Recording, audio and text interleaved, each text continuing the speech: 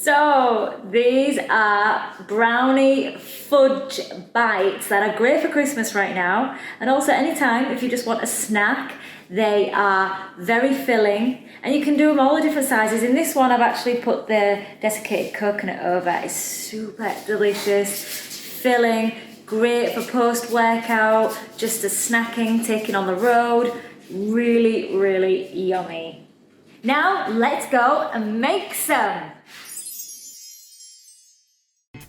Put in 2 cups of dates, 1 cup of pumpkin seeds, half a cup of cacao or carob powder. So this is coconut flour, so that's all of what's happened is it's a coconut flesh, the meat, and it's been desiccated, it's been dehydrated, and it's just ground up into like a powder. So you can do that yourself or you can pre-buy it.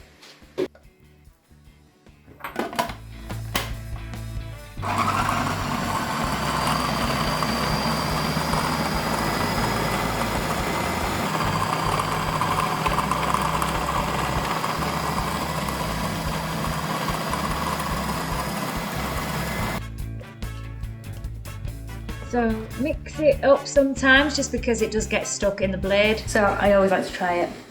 Lots of tries. Oh my goodness, it's so good. And then I put in another half a cup of pumpkin seeds.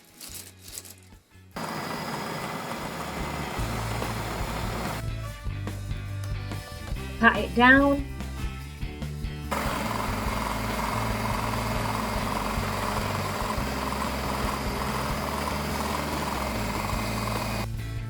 And now I'm just going to place blueberries in the middle just to get that extra sweetness and roll them into balls, and you can do them all different sizes.